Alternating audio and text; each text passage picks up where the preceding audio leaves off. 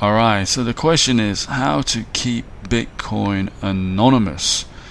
Yeah, that's a very interesting question, and if you're asking this question, then I think clearly you know that it depends on your actions as to how anonymous your Bitcoin use can be, and you would be right to think that. So Bitcoin is not like cash. Cash is anonymous, and there is actually a crypto that behaves a lot like cash, and it's called Monero. And that crypto is you can't trace who gave you the cash. I mean, actually, I don't know for sure. Maybe I've never used it, but my understanding is that I don't know what you'd call it, the chain of custody, or whoever's possession it's gone through before, the change of ownership, that you can't see that. Now, when you receive cash, obviously you can see who gave you the cash in real life, right? So you can go one step back, and I presume it's the same for Monero. But beyond that, you can't see who gave the cash, who gave the Monero to the person who gave you the Monero, right? That you can't see that far back, or even earlier. That's Monero. Bitcoin is different. You can there's a totally transparent blockchain where you can do chain analysis, and you can see exactly where those coins came from. And people call Bitcoin pseudo-anonymous, which really is sort of talking about how it's not fully anonymous, but it does offer some partial anonymity. I mean, for example, if you look at a blockchain explorer, it's like a database of every single transaction that's ever occurred, it should not show any names there. Now, there are some people who've gone out there and for the so-called famous wallets, that they've annotated them as if to say, this wallet is from a known whale, someone with a lot of Bitcoin, this wallet is from an exchange, etc., etc. But in general, all the people using Bitcoin, there isn't like some published database that says, this is this celebrity's wallet, and this wallet belongs to I don't know, Joe Bloggs who lives down the street. There's nothing like that. So there is, on the surface, anonymity. However, because it's not like real cash, it's not like Monero, and you can see the history of all the accounts, then it's not really anonymous, so therefore it's called pseudo-anonymity. Now, what can you do to enhance your privacy and try to keep it as anonymous as possible? Well, the most basic thing is that you should use multiple receive addresses. So when you're receiving Bitcoin, if you press receive on your wallet, it will give you an address, and then you will receive some funds in that wallet. But actually, to be more precise, your wallet contains multiple addresses. So after you've received some funds, the next time you receive some, or you want to receive some Bitcoin, if you press the receive button again, if you have a good wallet, it should produce a totally different address, and then that person, a different person will send you some Bitcoin to that address. And to the outside observer, if they look at one address, they have no idea about the other address, and actually they can never link the two addresses together and say, oh yes, they're actually the same person. That's not possible. The only person who knows those addresses are linked is the person who that wallet belongs to. They know that their wallet contains multiple addresses, but no one out in the public knows that. And if a member of the public finds one address, they will never ever be able to tell what the other addresses for the wallet are. It's impossible. There's just no way to do it. So what this allows you to do is managing multiple addresses, and later on when you come to spending, you can choose which address you want to spend from. Okay? So for example, let me give you an example here, right? Let's say that you sell a house or something like that, and you get a lot of money. Obviously it could be, I don't know, $250,000, it could be more than that, right? And you receive all that Bitcoin equivalent at one address. And then what happens is you come to spend that money.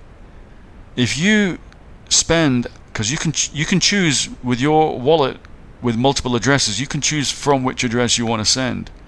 You do not want to send from that address when you're going down the store and buying some candy or whatever, because the store owner, he may not be a 100% good guy.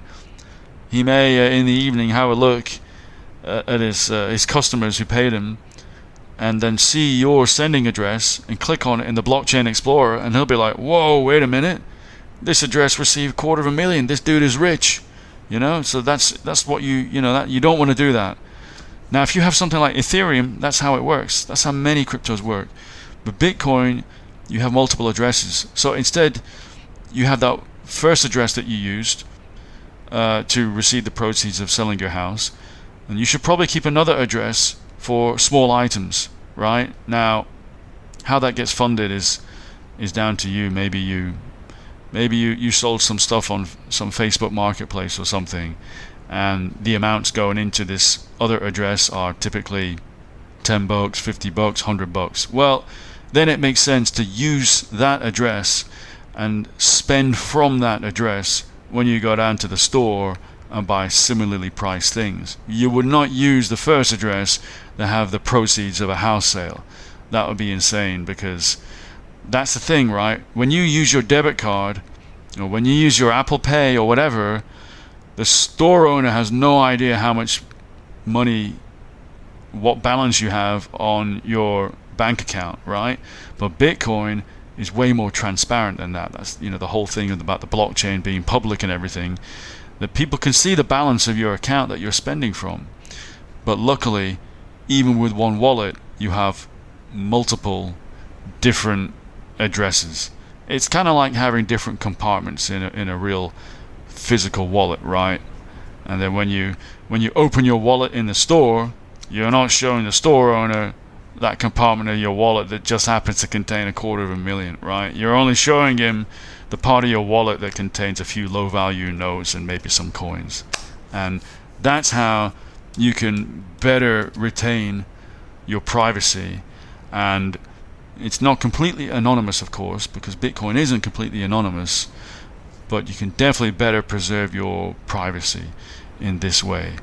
And that's how I like to think of it. You have several wallet addresses. You can have a different wallet address every time you receive money. And people say that's good practice. But definitely what you shouldn't do is don't reuse the same address every single time. That's crazy. Some people may actually like to have just a few addresses, 5 or 10 or 15, and some with large and some with small amounts. And they don't mind to reuse an address, but it is kind of just easier to just press the receive button. And if you already received something on the previous address, then a good wallet should serve you a brand new different address the next time. And then you don't have to think about it. You just press the receive button, you go to the person, here's my address. Now one of the only downsides, and it is a pain in the ass, I'll tell you now, right, with having multiple addresses, is that many exchanges now have whitelisting for when you're ready to withdraw your coin off the exchange and into your own personal wallet, okay? And what happens is they want you to whitelist that address, because part of it is to protect you, because if someone hacked into your account and wants to go send Bitcoin to your coins to their own address, if you don't have whitelisting set up, then they'll get away with it. They can, they'll be able to use your account and send to their own hacker's account. But if you use whitelisting, then you're telling the exchange only allow coins to be sent to my address, and if I have more addresses, I'll give them to you. But the problem is, whenever you add a new address, it's a bit of a convoluted process. You typically have to, for security reasons, obviously, you have to jump through a number of hoops. You have to do two-factor authentication. You probably have to do something in your email. Some exchanges are really, really over the top. They require you to send a kind of like a signing request from your wallet, which a lot of wallets don't even offer that functionality. So yeah, it can get really over the top, the whitelisting, and in the end, a lot of people just end up sending to the same single wallet, really. So yeah, it can be a pain. Of course, if you do that, you can still send out from there to other individual wallets if you'd like, but all of these brand new wallets will still point to the original same wallet. It's okay if they point to an exchange. Everybody expects to see funds coming from an exchange. That's just normal. But then people might wonder about this intermediate wallet. That kind of can raise suspicion. So it's not perfect, but you can still take control of your privacy with Bitcoin, and more so than with, say, Ethereum or other coins that don't support multiple addressing. Anyway, hope you found this useful. If you got any comments or any questions, let me know. Just leave a comment below. I'm happy to have a look and answer to them. I'll see you again soon. Take care. Bye bye.